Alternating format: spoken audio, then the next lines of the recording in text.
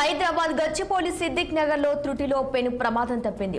సిద్దిక్ నగర్ లో 5 అంతస్తుల భవనం ఓ వైపుకు ఒరిగిపోవడంతో స్థానికులు భయాందోళనకు గురయ్యారు. సరైన భద్రతా చర్యలు చేపట్టకుండా భవనం పక్కన మరో ఇంటి నిర్మాణం కోసం సెల్లార్ గుంత తవ్వారు. దీంతో 5 అంతస్తుల భవనం ఓ పక్కకు ఒరిగింది. సమాచారం అందుకున్న హైడ్రా, డిఆర్ఎఫ్ బృందాలు చేరుకున్నారు. ఇక భవనం చుట్టుపక్కల ఉన్న నివాసాలను అధికారులు ఖాళీ చేస్తున్నారు.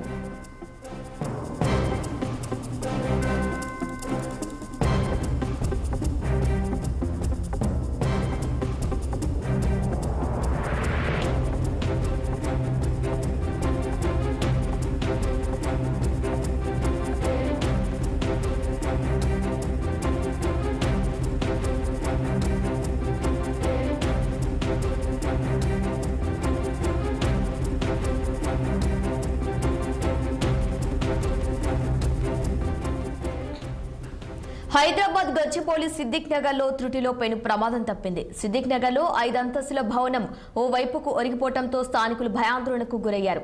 సరైన భద్రతా చర్యలు చేపట్టకుండా భవనం పక్కన మరో ఇంటి నిర్మాణం కోసం సెల్లార్ గుంత తవ్వారు.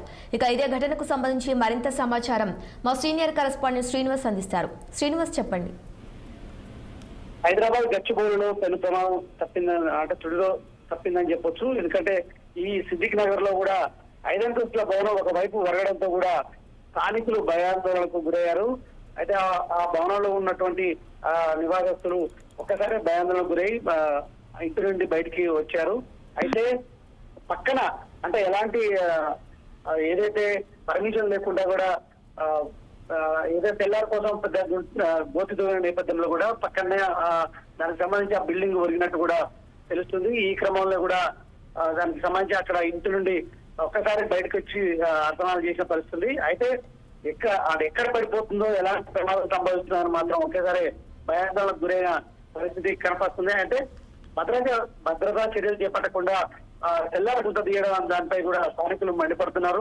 ఈ నేపథ్యంలో కూడా అధికారులకు కూడా ఫిర్యాదు చేసిన పరిస్థితి. అయితే ఆ హైడ్రా అధికారులు అదేవిధంగా డిఆర్ఎఫ్ బృందాలు అక్కడికి చేరుకొని ఆ భవనం చుట్టుపక్కల ఉన్న నివాసాలను అధికారులకి ఖాళీ చేయించారు. ప్రస్తుతం అయితే పెను ప్రమాదం అయితే తప్పిందనుకోవచ్చు. ఎవరికి ఎలాంటి అంటే కేవలం ఒరిగింది తప్ప భవనం అయితే కింద నేలమట్టం కాలేదు కాబట్టి ఆ పెను ప్రమాదం తప్పిందని చెప్పొచ్చు. ఈ నేపథ్యంలో కూడా అందరూ ఊపిరి పీల్చుకున్నారు. శిరీష.